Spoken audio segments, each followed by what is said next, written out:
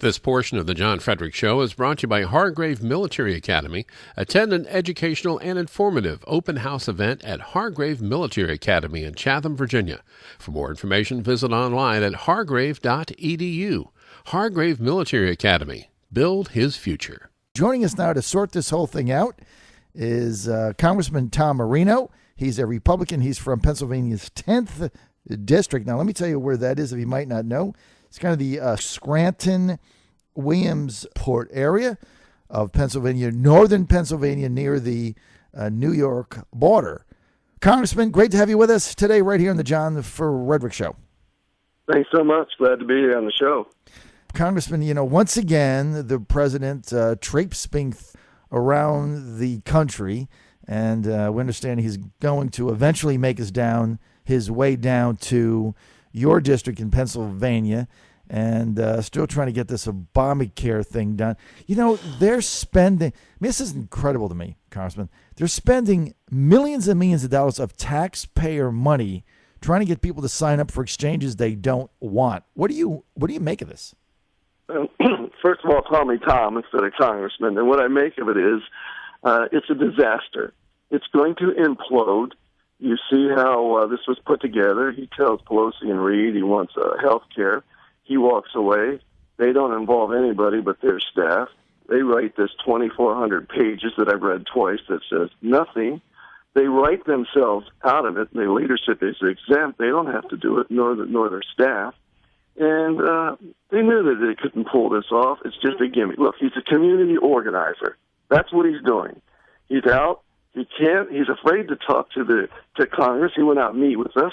Mm-hmm. The American people are fed up with him. So where does he go? He goes to the college campuses. He thinks he's a rock star. And even his own Democrats are fed up with him because every time he opens his mouth, it's not the truth. And he's going to try again, organize college students by saying, I'm going to forget your loan debt, your college loan debt. And he told them that the first time he ran, and it hasn't happened for 5 years. And they're realizing it's not going to happen again. And he's going to tell them how great it is that they can stay on their parents' insurance until they're 25 or 26.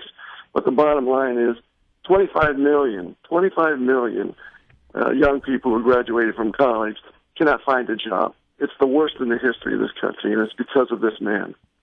I mean, it's just incredible to me that, he's kind of touting this thing and saying, look, you can stay on your parents' health insurance till you're 25 or 26. And, hey, by the way, just move back in with them till things straighten out. And then we're going to try to forgive your debt. Instead of saying, hey, get out there and let me do what I can do in order to improve the economy, get more entrepreneurs involved, get manufacturing back, create jobs so you can get out of the house and get your own insurance. I mean, it makes no sense, right? Well, it makes no sense because he doesn't know what it's like to run a business. He doesn't know what it's like to have a bottom line. I worked in a factory until I was 30 years old, put myself through college and law school. I know what it's like to stretch a paycheck. He's been raised by the federal government his entire life, mm-hmm. and he wants to implement his socialist programs. Mm-hmm. And that's all he knows. So he can't lead. He cannot come up with ideas. I've never seen a situation where a president can't even suggest an idea other than cause a wider gap between classes and between people. As I said, he's doing the only thing he knows how to do, and that's go out and campaign and community organize, because he has no concept of what else to do. Tom Marino also sits on the Committee on Foreign Affairs, so it's kind of a tough day today, Tom, as you are starting to get the videos back and you look at the horrific carnage going on in Syria right now, and it's 7:18 a.m. I know that it's not. I was saying earlier, it's not going to be 3 hours. As soon as Cindy McCain wakes John McCain up today and gets him out of bed, he's going to be on some show saying we need to get involved in Syria. We need to stop this. What say you? No, listen, I had a college professor who told me a very, very long time ago, very smart foreign policy guy, stay out of another country's civil war because there's no winning, and particularly in this situation. Mm-hmm. If we didn't learn from Vietnam, if we didn't learn from the Middle East, if we didn't learn from Iraq, we don't even know who our friends are over there, mm-hmm. because these people have been killing each other for 5,000 years. They'll continue to kill each other for 5,000 more years if we resist that long. And the entity that comes in and promises the most and gives them the most, that's who they're going to cotton up to. So until we can categorically determine who our ally is, we need to stay out of it, because I don't want one more young American coming home in a body bag because of these extremists over there in the Middle East. I mean, I agree with you, Tom, 100%. I hope you're able to raise that platform, because we're in a lose-lose situation. As you say, we don't know who the enemy is. We don't know who the black cats are. This thing is not clear. It's right there. I mean, what do you do when you're in a situation and they're all the bad guys? I mean, you got to pick one. We don't even know at the end of the day who launched the chemical attack. We think we do, but at the end of the day, we don't. And so my fear is that, I guess John McCain is going to get back over there with Lindsey Graham and start beating the drums for us to get involved. We've already been down that path. I've already got the wool pulled over my eyes once. I'm done with that. We're with Congressman Tom Marino. He's from the 10th District of Pennsylvania. He's a Republican. That's the Scranton-Williamsport area. You all know where Williamsport is, right? Little League World Series, all that good stuff. Congressman, there's some critics now of the government surveillance NSA program. They're blasting the NSA, and they've also called for additional hearings after now we find out that the NSA in the Obama administration on Wednesday, there's declassified documents that show thousands of Americans' emails have been scooped up. Has nothing to do with anything except they have them. And once again, the NSA is saying, oh, well, it's a mistake. And I'm sure over the weekend we're going to get the generals on basically saying it's all for naught. What do you think? Well, look, I was a prosecutor for 18 years. I was a district attorney in Pennsylvania, and I was a United States attorney with the Bush administration.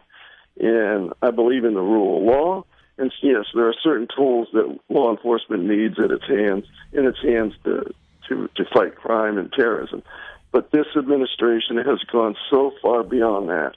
It's unbelievable.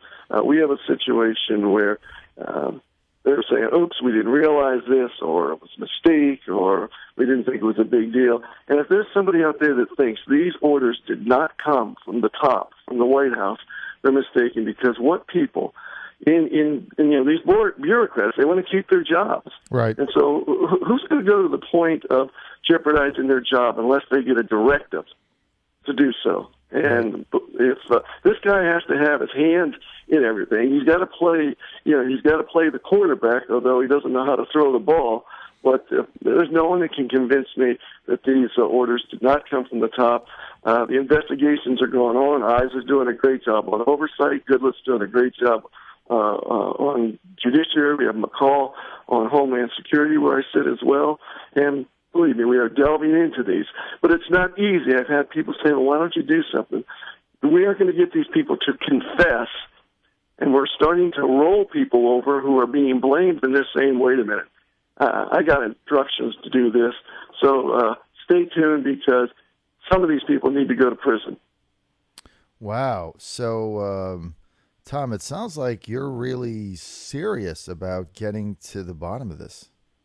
We have to be. I'm a second-term congressman, first year of my second term, and I've come from law enforcement and a law enforcement family. And if we don't follow the rule of law, it's chaos. And I'm not going to allow that to happen. My colleagues, particularly the new members in the House, we're not going to allow that to happen.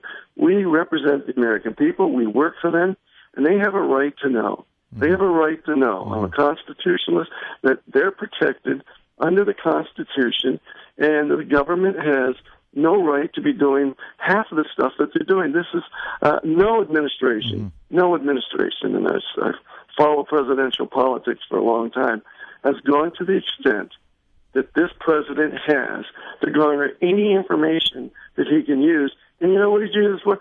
Political reasons, campaign reasons. Unbelievable. I appreciate your candor on that. Congressman Marino, let me ask you this. there are some Republicans who are saying, look, we got to defend this, defund this Obamacare at all costs. This is kind of our last shot.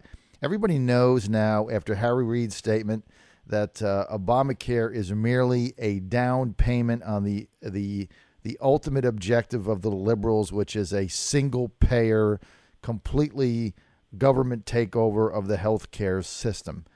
Do you think there are a majority of Republicans in the House that are willing to risk a government shutdown to defund Obamacare? Perhaps a partial, but I want to stay away from that at this point, and there'll be a time when we may have to prove the point. We are defunding Obamacare where we can. We voted to repeal it or defund it 40-some-odd times. We'll continue to do that. But please be aware that this was completely controlled by the Democrats when it was passed. Republicans had nothing to do with it. And they placed it into mandatory spending. So the law simply says it has to be paid for, and Congress is limited on what it can cut, even though we control the purse strings. Congress, over the last 30 years, has given more of its authority to the executive branch that the framers of the Constitution are rolling over in their graves because it wasn't designed. One of the key issues I think that we need to consider, and I hope people really pay attention to this, that will help change the way business is done in D.C. are term limits. We need term limits. 12 years and you're out, and it gives newer people an opportunity to get involved in decision-making. Because, my class, we're the rank and file. You think we sit down with leadership and determine what is going to be brought to the floor? Nah, doesn't work that way. We vote, we have an opportunity to say yay or nay, but this lifetime career is one of the major problems of what we're facing in D.C. Well, I think you hit the nail on the head. I have to say, though, that I'm very skeptical. I covered the Newt Gingrich Republican takeover in, when was that, 90, I guess it was right, 1994, I remember, where Gingrich had the contract with America, and there were 10 provisions of it, and he basically got 9 of them done. One of the provisions was term limits. Newt Gingrich had that in his contract, just like you outlined it. And I remember him making a speech in front of the press club saying that he couldn't get that to first base, that even those that came to leadership under the contract were undermining it. And he said, I'm just not going to get number 10 done. What could change? Well, what can change is the new class. My class of 2011, again, we know who we work for. We know what we have to do. There are more people. I dropped that legislation again this year for the second time, and I'm pursuing it. I'm doing it publicly. I'm doing it with my leadership, and more people are signing on to this. My dad told me a long time ago, you can always be replaced. There's always someone brighter, better ideas, and more fire in the belly coming up. And it's really going to give us an opportunity to take advantage of the talent that we have out there. But this career stuff, it has to stop, because if we adopt term limits, which I will continue to push, I'm term limited myself. If we change the way we do legislation, one subject at a time, instead of packaging everything together so the American people know what the legislation is, and to prevent a leader from preventing legislation from going to the floor. Those 3 ideas are game changers. And when we change those, we're going to see the whole system change. Wow, I think you hit the nail on the head, Tom Marino, Congressman from Pennsylvania's 10th District. What a breath of fresh air. We want to get you back on. Tom Marino, Republican Congressman from the Scranton-Williamsport area of Pennsylvania. You want to check him out? You just Google Tom Marino, Congressman Tom Marino. It's all there. Republican from the 10th District of PA.